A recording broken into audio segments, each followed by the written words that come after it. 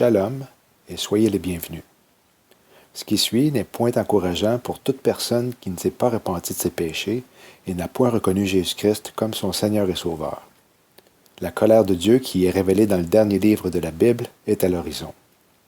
Il y a tellement de choses catastrophiques reliées aux derniers jours qui se passent dans le monde présentement que ce n'est pas évident d'être conscient de chacune d'elles. Comme à l'habitude, j'en ai choisi quelques-unes dans le but de vous les partager et ainsi démontrer que nous sommes la génération qui ne passera point que toutes ces choses nous soient arrivées. Débutons avec cette image capturée par la NASA pour la quasi-totalité de la journée du Nouvel An, plus tôt ce mois-ci, montrant le visage du soleil recouvert de cet arrangement inhabituel.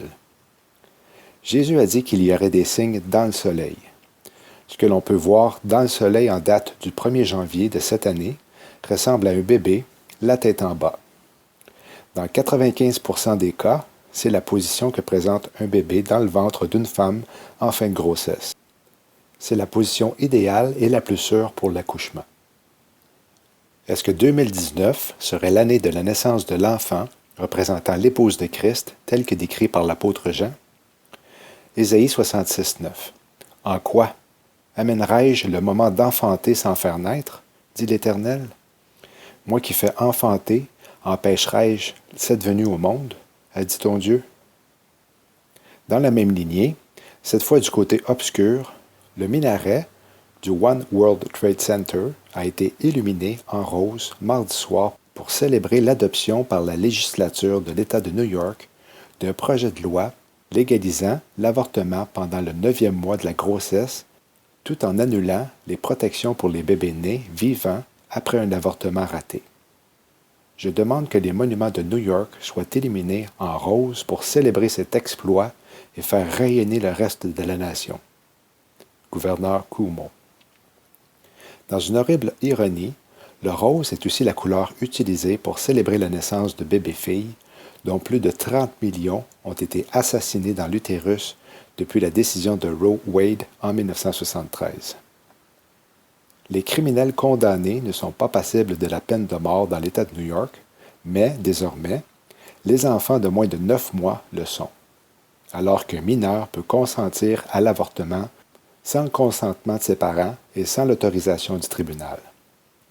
Le mal a atteint le ciel en ce qui me concerne. La ville de New York est en danger. L'avortement a de graves conséquences spirituelles surnaturelles. C'est un sacrifice luciférien au dragon. Ce que Cuomo et d'autres de ses semblables qui proclament l'avortement comme progressiste ne comprennent pas, c'est que la vie est dans le sang et que le sang versé par l'innocent crée une porte pour le démoniaque. Est-ce que l'Amérique a atteint un point de non-retour? Lévitique 17, 11. Car le sang, c'est la vie de toute créature, et moi, je vous l'ai donné afin qu'il serve à accomplir sur l'autel le rite d'expiation pour votre vie. En effet, c'est parce qu'il représente la vie que le sang sert d'expiation. Tout avortement pratiqué verse le sang. Satanistes et occultistes utilisent le sacrifice du sang pour ouvrir les portes du royaume démoniaque. Et l'adoption de cette loi sur l'avortement est arrivée le lendemain de la superlune en sang le 21 janvier dernier. La Torah, les 5 livres de Moïse, est divisée en 52 sections. Une section est lue chaque semaine dans chaque synagogue dans le monde. Une synagogue est un lieu de culte juif. La même section est lue dans chaque synagogue. Le week-end, durant lequel des milliers de sauterelles ont envahi la Mecque, en Arabie saoudite, le site le plus sacré de l'islam, la section parlant des sauterelles dans le livre d'Exode était enseignée dans les synagogues cette même fin de semaine. Le peuple hébreu a été libéré suivant 10 plaies servant d'avertissement avant le jugement. D'autres fléaux, comme du temps de l'esclavage au pays d'Égypte, se sont produits un peu partout dans le monde ces dernières années pour nous signaler que le départ de l'épouse est proche, comme la grêle, les ténèbres en plein jour et la mort de troupeaux. Le premier fléau qui a frappé l'Égypte biblique a fait plusieurs réapparitions depuis une dizaine d'années et au milieu du mois de décembre dernier, lorsque des fleuves au Malawi, en Afrique et en Indonésie sont devenus rouge sang. La rivière Lintip à Debza, en Afrique, est un endroit dans le village où les femmes ont été les premières à constater le phénomène lorsqu'elles venaient faire la lessive dans l'après-midi. Encore un autre événement d'ampleur biblique. Selon des scientifiques, le pôle nord magnétique est en train de s'éloigner du Canada pour se diriger vers la Russie. Profondément sous la surface de la Terre, le fer liquide se concentre en son centre, poussant le pôle nord à s'éloigner du Canada pour se diriger vers la Sibérie. Cela a amené des experts mondiaux en géomagnétisme à procéder à une mise à jour urgente du modèle magnétique mondial. Ce nouveau modèle modifiera l'emplacement exact du pôle Nord.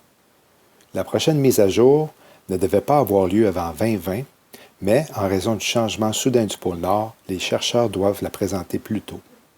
Aujourd'hui, la grande majorité d'entre nous utilisons beaucoup le GPS pour nous déplacer, et le mouvement rapide du pôle Nord magnétique provoque de graves erreurs de navigation. La précision de l'endroit où le pôle Nord est situé est essentielle pour l'utilisation de GPS à travers le monde.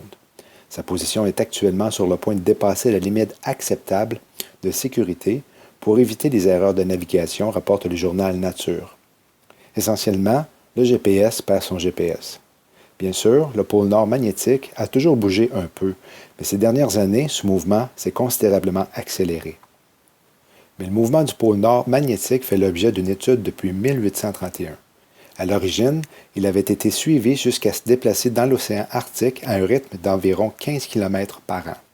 Mais depuis le milieu des années 90, il a pris de la vitesse. Il se déplace maintenant à un rythme d'environ 55 km par an. Dans le même temps, le champ magnétique de la Terre est devenu de plus en plus faible, ce qui préoccupe profondément de nombreux experts qui craignent que nous ne fassions bientôt l'expérience d'un retournement de pôle catastrophique. Ce qui suit provient d'un de mes articles précédents. Le champ magnétique terrestre s'affaiblit progressivement et les scientifiques préviennent qu'il pourrait bientôt basculer. Si cela se produit, ce sera un événement cataclysmique au-delà de tout ce que nous avons connu auparavant.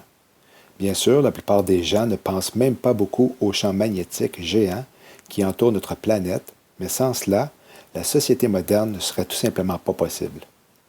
Le champ magnétique protège le réseau électrique qui alimente nos maisons, nos entreprises, nos hôpitaux, nos magasins, nos banques, nos ordinateurs et nos téléviseurs. Il s'agit essentiellement d'un énorme champ de force qui protège notre monde des tempêtes solaires et des radiations cosmiques. À l'heure actuelle, nous prenons cette protection pour acquise, mais les scientifiques nous disent que le champ magnétique terrestre a déjà basculé et qu'il pourrait bientôt se reproduire. Fondamentalement, nous parlons d'un événement qui serait encore pire qu'une frappe directe d'une impulsion électromagnétique massive du Soleil. Si un pôle soudain se produisait aujourd'hui, les appareils électroniques du monde entier seraient paralysés, et les scientifiques nous disent que nous ferions face à des milliards de dollars de dégâts. Selon une équipe de scientifiques internationaux, y compris de l'Université nationale australienne, un tel événement dans le futur augmenterait l'exposition de notre planète au rayonnement solaire et pourrait causer des milliards de dollars de dommages en décimant les systèmes d'alimentation et de communication à travers le monde. Ésaïe 24, 19 à 21. La terre est déchirée, la terre se brise, la terre chancelle. La terre chancelle comme un homme ivre, elle vacille comme une cabane. Son péché pèse sur elle, elle tombe et ne se relève plus. Voyez maintenant les titres d'articles prophétiques en rapport avec les rumeurs de guerre.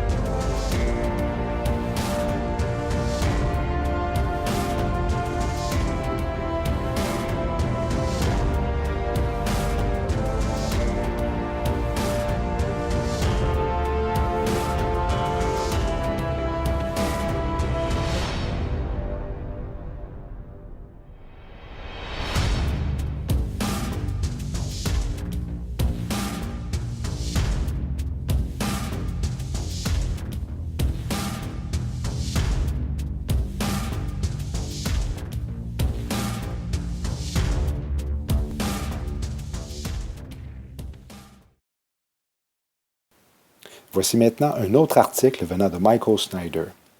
L'échange de missiles entre l'armée israélienne et les forces iraniennes basées en Syrie dimanche a constitué une escalade majeure d'un conflit qui règne à faible intensité depuis des mois. Le premier ministre israélien Benjamin Netanyahou s'est engagé à continuer de frapper le retranchement iranien en Syrie. Et de l'autre côté, les Iraniens et les Syriens ont modifié les règles de l'engagement de manière à permettre une réponse militaire contre Israël chaque fois qu'Israël frappe des cibles à l'intérieur de la Syrie. Cela signifie qu'il y aura plus de missiles dans les deux sens. Il semble inévitable que les deux parties franchissent finalement le point de non-retour. Et même maintenant, nous pouvons être dangereusement proches de cette ligne. À la suite de l'échange de missiles dimanche, le ministre des Renseignements israélien a déclaré qu'Israël se trouvait désormais dans un affrontement ouvert avec l'Iran. Mais les Iraniens ne vont nulle part et n'ont pas l'intention de faire marche arrière. Ainsi, Israël continuera de frapper la zone située autour de l'aéroport de Damas et autour de celui-ci, et les Syriens menacent de frapper l'aéroport Ben Gourion en retour. Si Ben Gourion est touché, nous verrons immédiatement des feux d'artifice au Moyen-Orient comme nous n'en avons jamais vu depuis des décennies. Et les Iraniens s'attendent à ce qu'un tel conflit éclate. En fait, plus tôt cette semaine, le commandant des forces aériennes iraniennes a déclaré avec audace que ses forces sont pleinement prêtes et impatientes de faire face au régime sioniste et de l'éliminer de la terre. Le mois dernier, un autre haut responsable iranien a expliqué très clairement ce que l'Iran compte faire. Le général Mohammad Reza Naqvi, commandant adjoint des affaires culturelles et sociales du corps des gardes de la Révolution islamique, a déclaré dans une interview accordée à la chaîne de télévision irakienne Al-Nujaba que la révolution islamique en Iran ne reculera pas, l'objectif d'effacer l'État juif.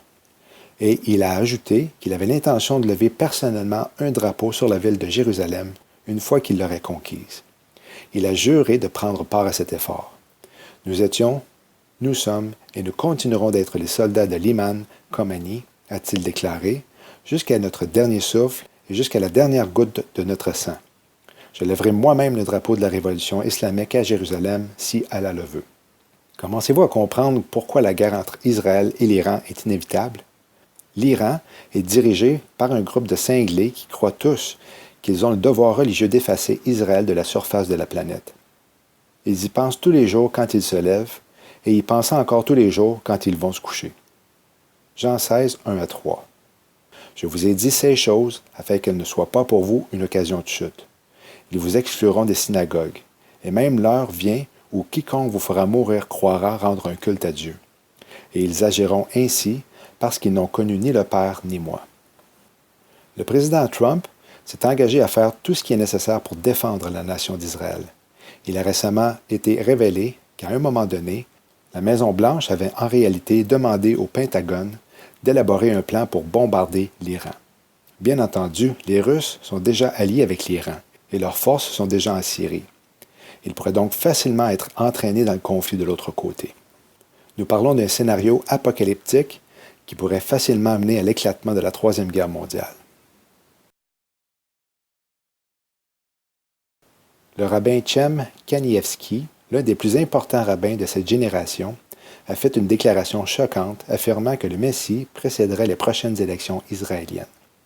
Plusieurs rabbins ont noté que l'Écriture est sur le mur et que le processus menant au Messie a déjà commencé, pour ceux qui ont les yeux pour le voir.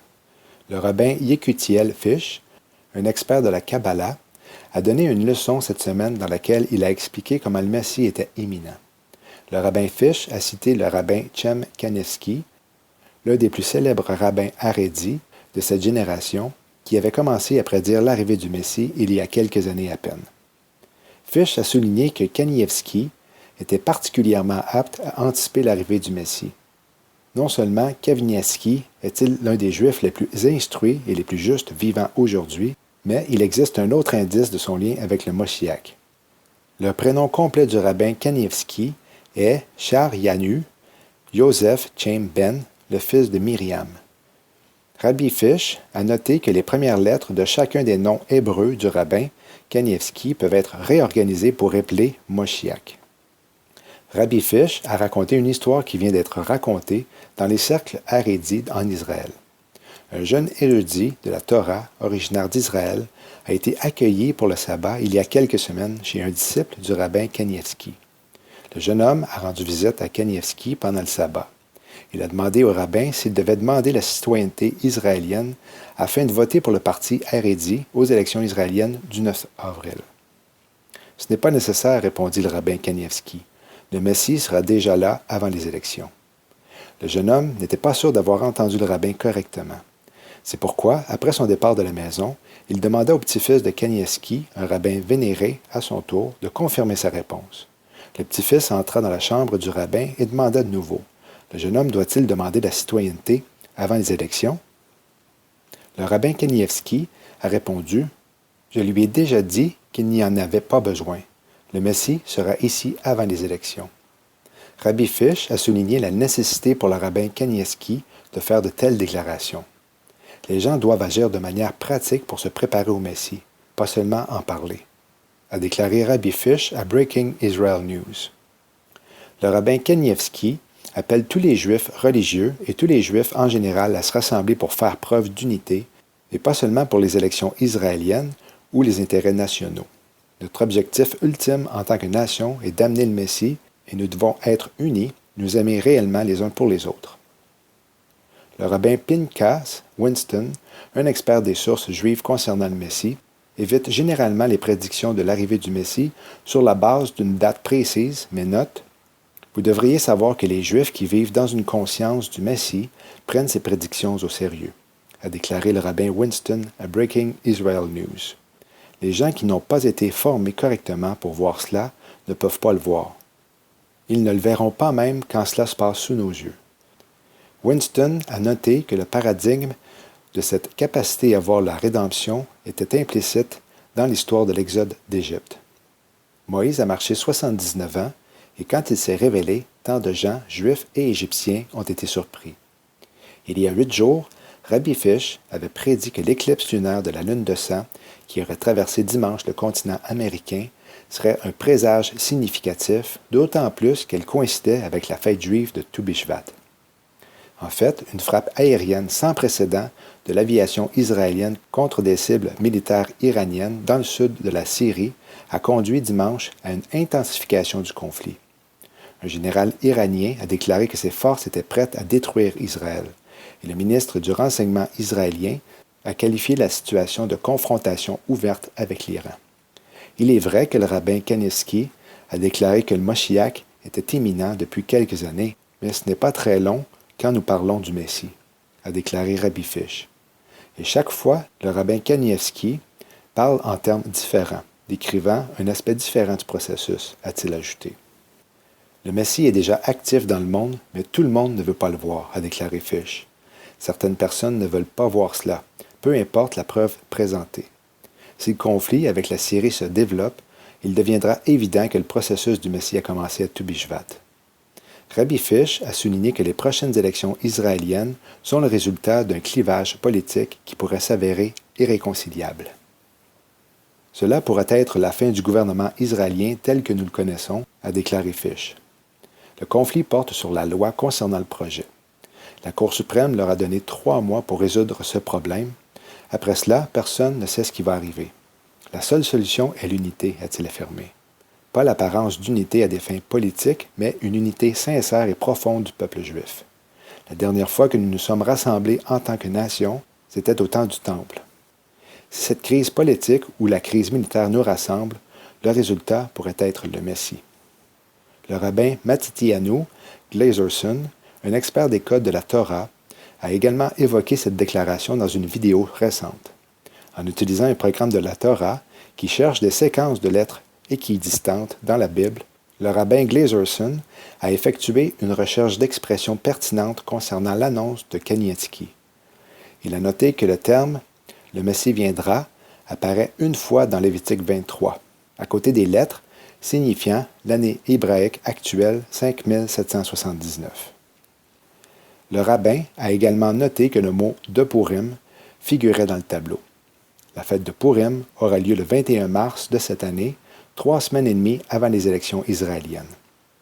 Le mot « repentir », « croyance » est également inclus dans le tableau. La tshuvah et la croyance sont ce qui amène le Messie, a déclaré le rabbin Glazerson. Même dans les temps propices à la venue du Messie, sans Teshuvah, il ne peut y avoir de Messie. Et la foi est ce qui conduit à la délivrance d'Israël.